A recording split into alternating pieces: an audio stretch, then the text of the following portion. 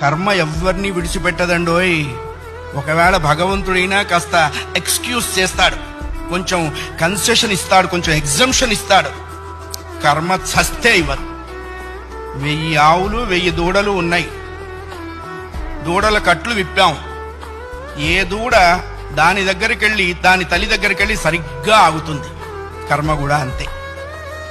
అవశ్యం అనుభోక్తవ్యం కృతం కర్మ శుభాశుభం. వండిన అన్నం తినలేకపోవచ్చు, చేసుకున్న కర్మని అనుభవించక తీరదు. చాలా మంది కొన్ని అనవసర మాటలు మాట్లాడుతుంటారు. బ్రతకదలుచుకోలేదు, చచ్చిపోదాం అనుకుంటున్నా. చావుడేటువంటిది ఏదో ఏటీఎం కార్డు పెట్టంగానే డబ్బులు వచ్చినంత ఈజీ అనుకుంటాడు. నువ్వు అనుకోంగానే చచ్చిపోతే నువ్వు చేసిన కర్మ అంతా ఎవడు అనుభవిస్తాడు? కర్మానుభవం అనుభవించడం కోసమైనా అది నిన్ను బ్రతికిస్తుంది.